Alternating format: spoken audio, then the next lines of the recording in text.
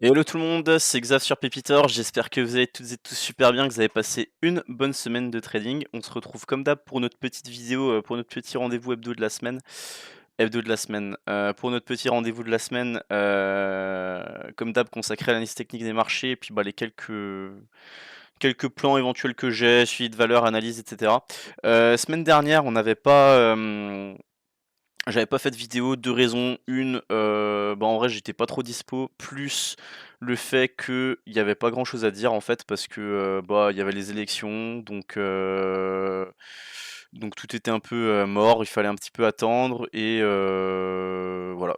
Et voilà, du coup, je me suis dit: «Bah, c'est l'occasion de prendre une petite semaine, de pause aussi» et hem et voilà, mais on reprend tranquillement parce que, bah, les élections sont passées. Heu, Franchement, moi, je regarde les graphes, hein, j'ai pas trop envie de m'emmerder à tergiverser à droite, à gauche, ci, ça. Bon, je suis un peu ce qui se passe quand même, mais j'ai pas envie c'est pas l'objet de la vidéo de faire, 1 milliard de projets, enfin, de parler vraiment de ça, là, le fait est que c'est passé, on le voit sur le CAC 40, ça va un petit peu mieux, potentiel de rebond à venir et là, je vous ai fait une liste avec, pas mal de titres, je sais que j'avais fait une vidéo un peu plus courte la précédente, donc là, j'en ai refait une avec plein de titres et puis on actualisera, on repartira de ça pour les prochaines vidéos désormais. Hem du coup, bah, au niveau du CAC, voilà, c'est les élections sont passées, on a eu une belle fin de semaine, on est en haut du range, on est en haut du range de court terme là, donc bon, petit bémol, on laisse un petit gap sous les pieds, par rapport à jeudi, la clôture de jeudi, donc ça c'est enfin par rapport au plus haut de jeudi. Donc ça c'est le seul petit bémol. Après on sent là en plus on finit au plus haut un vendredi, donc on sent que le CAC, aurait peut-être envie d'accélérer la semaine prochaine. On est au-dessus de M7, de M20, de M200. La config daily s'est un petit peu améliorée. Et en tout cas, si on devait sortir là par le haut des 7 750 points, en objectif haussier, je pense qu'on pourrait viser les 7 930, 7 950. Pourquoi? Il y aurait un gap à venir fermer. Le gap laissé ouvert entre bah, le vendredi 7 et le lundi 10 avec l'annonce de la dissolution. Et en plus, c'est une zone qui correspond à une zone horizontale de résistance en théorie qui a longtemps fait support et qui désormais devrait faire résistance. Voilà pour le CAC. Ensuite, il y a un petit peu de tout dans cette vidéo. Il y a 4-5 trucs vraiment spéculatifs et puis il y a aussi un petit peu de valeur plus bon père de famille, si on peut dire. Alors, bon, je sais pas pourquoi, mais moi, mes bandes de Bollinger, elles bug toujours sur les daubes comme Arcos. Du coup, on va les. Ou alors, est-ce que c'est à cause de la même 200? Non. Du coup, on va juste enlever les bandes de Bollinger. Bon, voilà, Arcos, très spéculatif. Moi, j'aime bien le cadrage. Là, on a un beau range entre en gros 0,07 centimes et enfin 7 centimes et 12 centimes et demi. Et donc bah, je surveille, là on a un peu des volumes en fin de semaine, c'est assez positif, on clôture quasiment la semaine au plus haut. Et moi je surveille un petit peu cette sortie par le haut là au-dessus des 0,12,3, 0,12,5. L'idée ce serait derrière de venir chercher la zone des 0,18 pour l'objectif du canal à la louche comme ça. Et puis derrière, pourquoi pas, on n'y est pas, hein, mais pourquoi pas la zone des 0,22, 0,021, 0,22 qui pour moi correspond à une première grosse zone de résistance technique d'un point de vue graphique. Mais bon, ça reste un titre sur lequel, voilà, graphiquement, il y a pas grand chose derrière, quoi. Donc, voilà, je vais pas arrêter de baisser depuis tout le début de l'année. Donc, je me dis que ça pourrait rebondir assez fortement, surtout que là, c'est un canal qui fait aussi un petit peu office de on voit un joli W quoi. Donc Arcos à surveiller de près la semaine prochaine. Maxi Energy, bon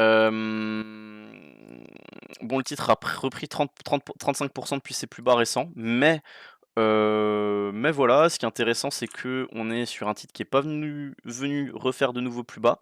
Donc je me dis que potentiellement, bah, c'est plutôt positif pour la suite, c'est plutôt positif pour, envisager une construction sur ce genre de titres qui ont beaucoup souffert depuis 2 3 ans et pour pouvoir aller un petit peu plus haut derrière. Voilà, moi le premier truc que je vais regarder la semaine prochaine sur Maxi, bon on a une super bougie, on sort des bandes de Bollinger, on est au-dessus de M7, de M20. pour moi, il y aurait voilà, on est au contact d'une ancienne grosse zone de support, qui est devenue théoriquement résistance, mais je pense qu'il pourrait y avoir quelque chose à jouer au-dessus de 2,75, 2,80. Le seul bémol, c'est qu'on a la MM200 qui est vraiment pas loin et qui devrait jouer un rôle de résistance important. Mais on peut aussi voir le verre à moitié plein plutôt que le voir à moitié vide. Si on venait avoir un mouvement puissant qui cassait cette MM200 à la hausse, ce serait un catalyseur supplémentaire pour aller plus haut. Parce qu'on casserait vraiment un gros point. Et moi, ce que j'aime bien, et c'est pourquoi aussi je vois le titre vraiment repartir et aller plus haut, c'est que si on se met en hebdo, le mouvement d'il y a 2 mois, il était un petit peu précoce dans le sens où, vous voyez, on a fait un contact avec la bande de Bollinger Hebdo qui était baissière à l'époque. Derrière, on a fait l'envolée, hein, bande de Bollinger basse, bande de Bollinger haute. Ça, c'est bon, c'est enfin, c'est théorique, quoi. La théorie est respectée, on revient, on s'appuie sur la MM20, on construit depuis. Et là, on sent que voilà, on a vraiment cette MM20 qui est en train de changer de polarité, les bandes de Bollinger qui sont beaucoup mieux orientées que ce qu'elles n'étaient, enfin la BBH qui est beaucoup mieux orientée que ce qu'elle était il y a mi-mai. Donc ouais, je vois vraiment bien le titre, à moyen terme réussir à faire un mouvement d'ampleur. Et quand on voit d'où ça vient et la vitesse à laquelle on est descendu, les rebonds pourraient être puissants. Donc voilà, c'est le genre de titre à surveiller si les marchés vont un petit peu mieux. Petit aparté, j'en ai pas parlé au moment du CAC 40, mais je parlais du CAC 40 en introduction, faites bien attention, on est aussi en pleine période des résultats. Donc moi j'attends un petit peu de voir, voilà, de manière générale, sauf des trades comme ça bien spécifiques, bien préparés. La période, de manière générale, avec l'instabilité politique, les résultats, ça m'incite pas spécialement à être acheteur du marché de manière générale, mais plutôt être très sélectif. Après, le fait est qu'il y a quand même des configurations qui vraiment méritent d'être surveillées de près et je pense d'être exploitées. Donc, autrement dit, voilà, faut avoir son plan et il faudra pas avoir peur de passer à l'achat le jour où on a le signal. Dans la catégorie d'aube, j'ai aussi Spinway que je surveille. Alors là, je vais vous montrer le graphe parce que c'est tellement baissier que c'est illisible en daily. Je vais vous le montrer en H4. J'aime bien la configuration H4, on a eu l'envolée, on a la consolidation, ça s'aplatit, on change de polarité au niveau des moyennes mobiles, on était en dessous, on passe au-dessus, bandes de Bollinger sont plates, et surtout on voit il y a une grosse zone là, 0,78, 0,78, 0,79, on a un gros point de résistance assez marqué, donc moi je pense qu'il pourrait, en plus il y a beaucoup de volume ces derniers temps, là encore 285 000 euros échangés aujourd'hui. Titre que je vois vraiment s'envoler de manière assez forte si on arrive à casser ces 0,78. Donc pour moi, ce sera le signal la semaine prochaine que je surveille de très près. SO, on se remet en daily. Voilà, pour moi, le titre, là, il vient de faire un double bottom aux alentours des 137. Voilà, il y a eu le dividende qui a été détaché aussi cette semaine, ou fin de semaine dernière, je sais plus. On est voilà, on a fait un double appui, donc on a une grosse zone de support qui est en train de se dessiner on va dire allez, on va prendre large entre 133 et 136, 137 euros. L'idée maintenant, hein, moi, ce qui serait vraiment sain, ce serait de voir le titre un petit peu faire ça, réussir à casser, ensuite on aurait cette zone-là, casser, aller vers les plus hauts récents, les dépasser et construire une nouvelle histoire, entre guillemets. Mais on a aussi la config hebdo qui milite un petit peu, pareil, qui milite un petit peu en faveur de ce scénario. Ce qui est très bien aussi, c'est qu'on voit que le double appui, il s'est pas fait sur rien, hein. On est aussi sur la même 20 hebdo, donc ce qui renforce la pertinence de cette zone des 135-136 euros à ce stade.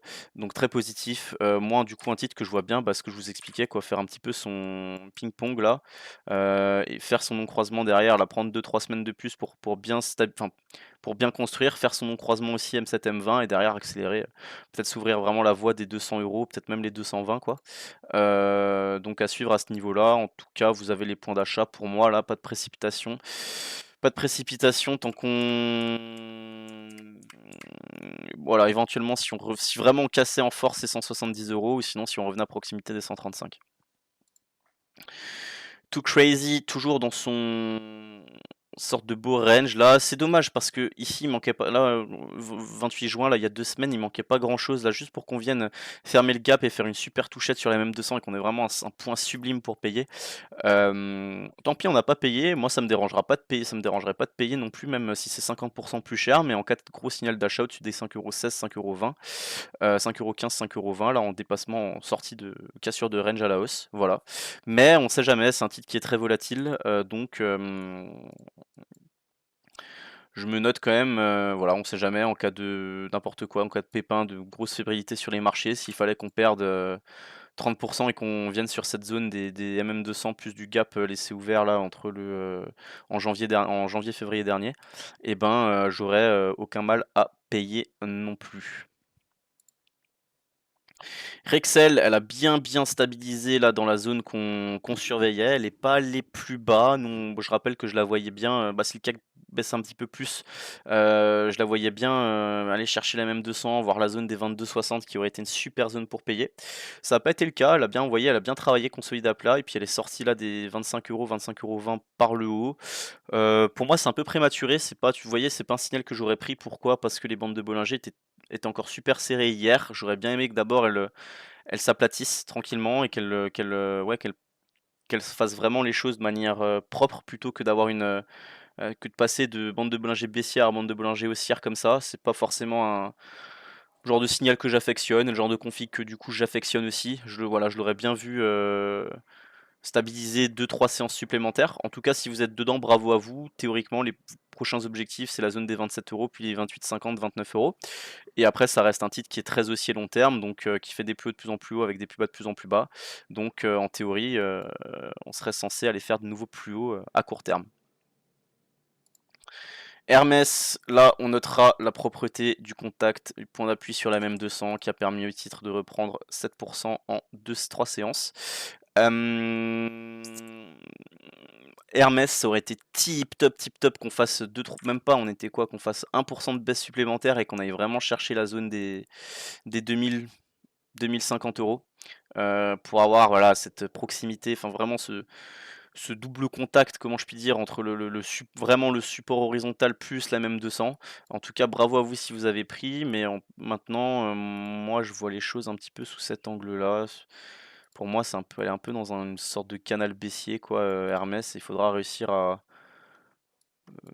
Ce qui pourrait être top, c'est d'échouer sur cette zone-là, de revenir à proximité de MM200, voire même bas de canal, tester les 2000, 2030, 2050, et là on aurait un très bon point pour derrière essayer de repartir, casser le range, casser le canal baissier et accélérer vers les objectifs haussiers derrière qui pourraient se situer. Là, je vois un gap à venir fermer ici, là, en un premier temps à 2273 € et pourquoi pas derrière les plus hauts récents. Hermès reste une valeur très résiliente et elle vient à peine de toucher sa même 200, donc jusqu'ici tout va bien.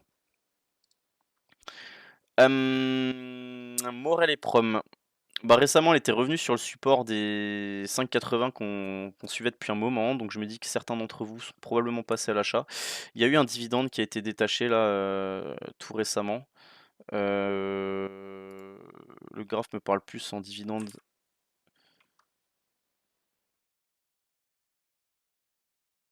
En historique ajusté, je regarde en historique ajusté, ça me parle un peu.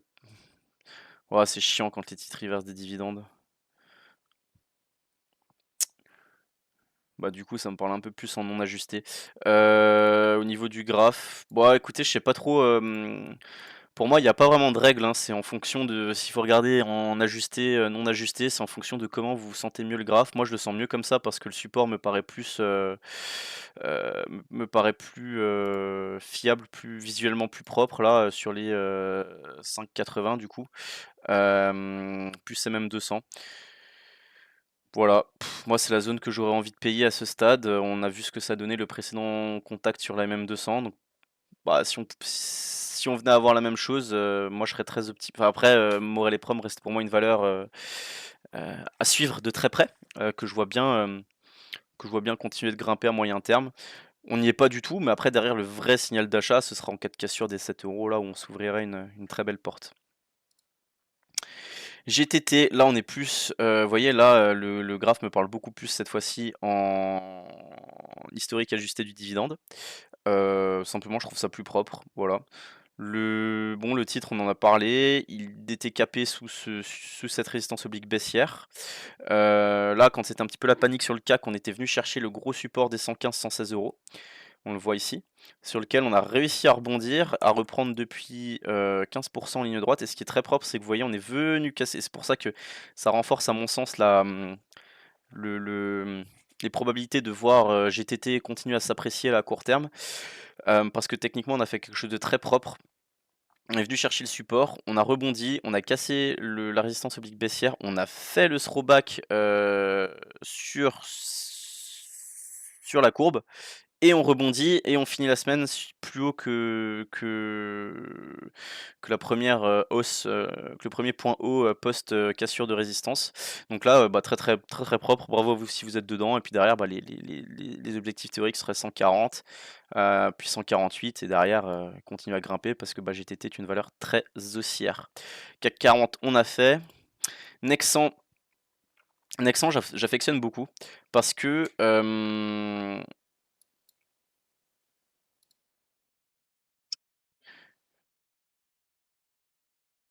tout simplement, pareil ici je regardais, vous voyez que le graphe, bah, il est pour moi il est plus visuellement, il est plus propre en historique ajusté. Hem, Pourquoi j'aimais beaucoup Nexan? Parce que des bigs un petit peu, c'était elle faisait partie de celles qui tenaient vraiment le mieux. Elle en a pas eu grand chose à foutre entre les plus hauts et les plus bas, elle a perdu 11 là depuis mai. Là où on a beaucoup de valeurs qui ont perdu le double, voire même le triple pour certaines d'entre elles. Hem et donc, et qui s'approchait tranquillement d'une grosse zone de support.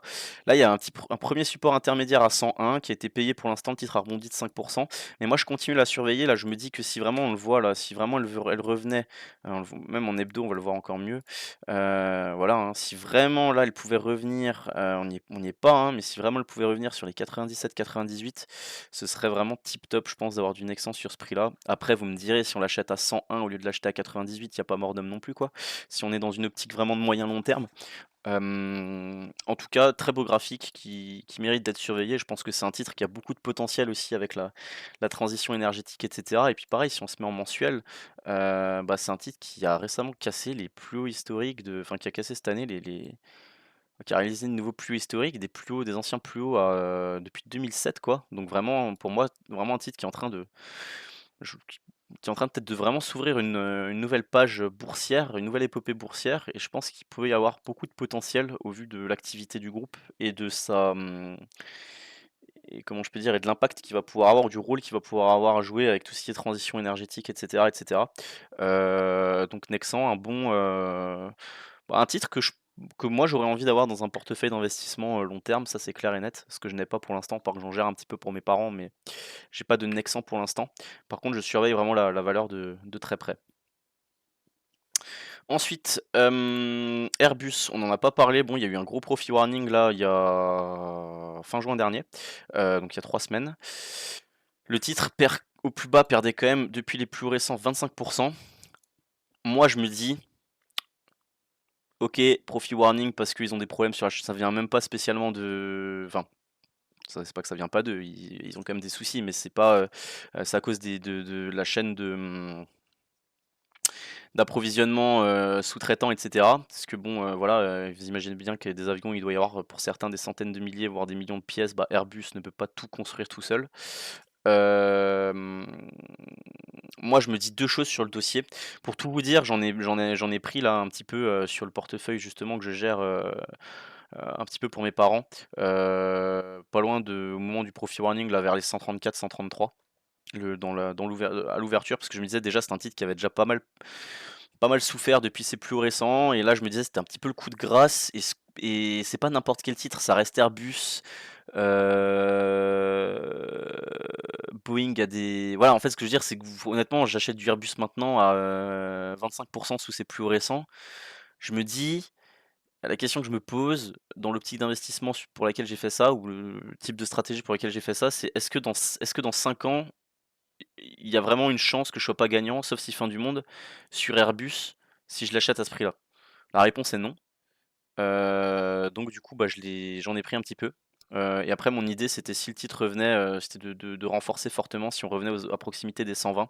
Donc si on perdait 5-6 supplémentaires, ce qui pour l'instant est pas le cas, mais bon au vu de la config technique, là on sent bien que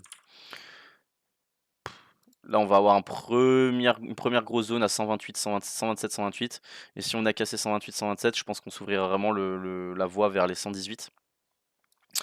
Et pareil, moi ce que je me dis avec Airbus, c'est que bon, Boeing a des déboires et puis en fait,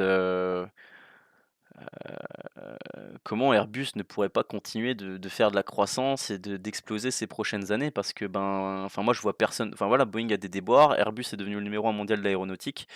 Heu, la prime à l'entrée vous imaginez, il faut des brevets, après il faut se faire une réputation, il faut construire des avions, faut avoir des usines pour pouvoir livrer des avions. Je veux dire, la prime à l'entrée pour demain venir concurrencer Airbus, qui, se lève un matin et se dit: «Tiens, je vais monter une boîte pour venir concurrencer Airbus», quoi? Hem, c'est ça qui est, ça que moi j'aime bien sur ce dossier, c'est que vraiment je me dis: «Bah, c'est un marché de niche, il y a deux trois acteurs dans le monde», peut-être qu'il y a Bombardier aussi, même si je sais pas s'ils font vraiment des avions de ligne.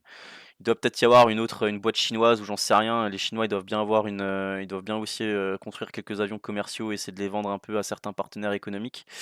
Mais voilà, voilà un petit peu le fruit de ma réflexion sur Airbus et qui fait que, bah, malgré tout, voilà, OK, c'est passager, mais pour ça reste Airbus, ils vont réussir à se relever et ils vont faire enfin, je veux dire, voilà, le trafic aérien, il va tripler, en termes de nombre de passagers à horizon 2050. Il va y avoir besoin d'avions, bah, c'est évident que Airbus, vous prenez un truc parce que j'avais beaucoup travaillé le sujet, mais vous prenez le graphe sur les 20 dernières années, vous prenez le graphe de l'évolution du tourisme, l'évolution du nombre de passagers aériens, du tourisme aérien en termes de nombre de passagers dans le monde sur les 20 dernières années, vous superposez à Airbus, c'est exactement le même. Et comme, ben, le trafic aérien va tripler on est à 4,5 milliards de passagers par an, je crois un truc comme ça, ou 5 milliards, et on va atteindre 15 milliards à horizon 2050. Bah, en théorie, on pourrait se dire, si on suit ce raisonnement sur les 20 dernières années, bah, en théorie, Airbus devrait continuer à suivre la même trame, pareil dans les 20 prochaines années, si ce n'est plus, parce qu'en plus, ils gagnent des parts de marché par rapport à Boeing et cetera. Et donc, en théorie, bah, Airbus à horizon 2050 devrait tripler quoi, si on suit ce raisonnement. Moi, c'est ce que je me dis, c'est des trucs tout cons des fois, je me dis: «Bon, ça a fonctionné les 20 dernières années, pourquoi ça fonctionnerait pas les 20 prochaines?» Voire peut-être même en mieux parce qu'en plus la société, est de plus en plus appréciée, enfin ou plutôt profite des déboires de son principal concurrent. Voilà pour Airbus. Sanofi, ce qui est intéressant, c'est que c'est un titre du CAC 40 qui tenait superbement bien ces derniers temps, qui était pas spécialement aussi bien orienté que la plupart des valeurs, enfin que certaines valeurs qui étaient au plus haut et cetera, à court terme. Elle a quand même bien récupéré depuis le gros, depuis les moins 20 qu'on s'était mangé en octobre dernier, fin octobre dernier sur Sanofi. Et du coup, ben, là, voilà, signal d'achat, elle a un petit peu cassé la enfin, signal d'achat, maintenant c'est un petit peu tard, mais elle a vraiment cassé ce genre de triangle ascendant qu'elle était en train de construire par le haut. Moi, pour tout vous dire, je voyais bien une vague supplémentaire, quoi, avant de réussir à casser ça de manière assez saine. On est plus très loin de venir fermer ce gap qu'on avait laissé ouvert.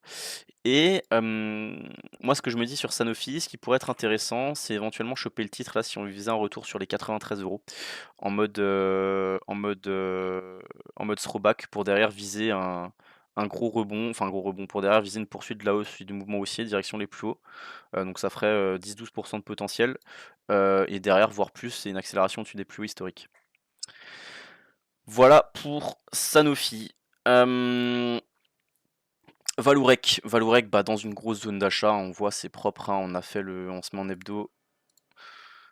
On a fait le throwback, on a cassé la figure, on a fait le throwback. Donc si on n'achète pas Valorec maintenant, je sais pas quand on la paye. Donc là on est en hebdo, en daily, bah la MM200 qui soutient tout ça. On est sur support horizontal, on voit que le titre, voilà, là c'est vraiment une config vraiment idéale. Je la vois bien, voilà, tergiverser encore un petit peu là et puis réussir à repartir et accélérer tranquillement vers les 15,60, 15,70 dans un premier temps, puis les 17, 17,10 dans un second, et j'espère beaucoup plus derrière. La FDJ un petit peu comme Sanofi, qui vient de déclencher un beau signal d'achat. Vous voyez, elle vient de casser à la hausse une superbe oblique baissière. Du coup, bah, plutôt une zone d'achat pour moi. Bon après c'est du FDJ, ça bouge pas trop, mais on peut viser, je pense qu'on peut viser voilà du 5-6 de plus-value et peut-être même, à terme un retour sur les plus récents donc, viser 12-13 depuis les cours actuels et bravo si certains d'entre vous avaient réussi à en choper là sur le support, sur le gros support des 30,80 €. Ensuite Eramet, elle a bien rebondi aussi là, elle a bien tenu son support des 94-94,50. Moi, c'est une config que j'affectionne pas spécialement, en fait, ce genre de scénario-là, je vois quoi? Je vois une résistance à 114-115, donc je me dis signal d'achat si on venait à casser ça par le haut ou gros support à 95, donc ça fait voilà, ça fait un range de 20.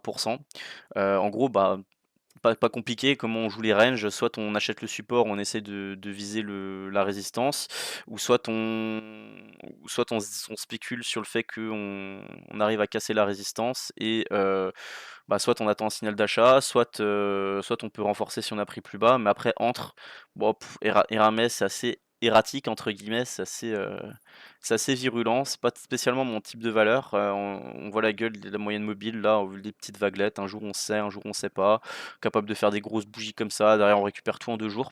Donc quand il y a pas vraiment de tendance, court terme, pas forcément le genre de titre sur lequel j'ai envie de me focus, mais ça se surveille parce que, bah, c'est haussier moyen terme. Là, on voit, hein, on a fait une belle envolée depuis février dernier. On a gagné, on a quasiment doublé. Donc je me dis que peut-être le titre pourrait en avoir encore sous le pied si on venait à casser ces 115 par le haut. Stellantis, c'est un peu comme Vallourec, on est vraiment sur la zone et c'est très beau et je me dis si on paye pas Stellantis maintenant, je sais pas où on la paye. Le seul truc qu'il faut faire, c'est attention au résultat à la fin du mois, là, un petit peu sur tous ces titres, Stellantis, Vallourec, et cetera. Heu, Parce que, ben, la dernière fois, les résultats avaient plutôt déçu et c'est ce qui a aussi, profilé la chute de Stellantis. Donc j'espère qu'ils vont réussir à rassurer un petit peu le marché au T2. En tout cas, pour l'instant, le marché a l'air de vouloir y croire, hein, on est voilà, on n'est pas en train de rebondir n'importe où et la zone est vraiment magnifique, rien que d'un point de vue même si là, c'est peut-être un petit peu tard parce que bon, on a déjà fait depuis les plus bas, 5 de rebond. On n'est pas à l'abri de revenir sur les 17,80 voire même 17,70. S'il y aurait pas mort d'homme, moi je serais toujours acheteur et bah, pour viser un beau rebond quoi sur ce titre qui reste, bah, du coup, si on préservait l'oblique, on voit ce que ça donne à chaque fois qu'on a fait un contact sur l'oblique. Après on a chaque fois réussi à faire des mouvements de plus 25. Ici on a fait plus 25, ici on a fait plus 30, ici on a fait plus 30. Enfin même plus même plus en réalité, plus on a quasiment doublé. Pas eu de contact depuis. Donc voilà, pourquoi pas espérer un rebond de 30-35 sur Stellantis. C'était la norme, sur les 2 dernières années à chaque fois qu'on est venu, chercher ce support oblique. Thales, là, pas grand chose à faire, si ce n'est que de surveiller ce support des 149-150 €, qui est un très bon point d'achat à mon sens. Et derrière, si on avait envie de se faire un petit peu peur, il y aurait la même 200 qui serait encore un meilleur point pour renforcer, je pense. Voilà, Thales, c'est pareil, enfin, moi, quand je veux acheter du Thales ou que je regarde le graphe de Thales pour chercher des points éventuellement pour en mettre dans le PEA de mes parents, je me dis quoi? Je me dis, «OK, l'idée c'est d'investir long terme, si je prends du Thales maintenant, est-ce que dans 5 ans je suis gagnant?»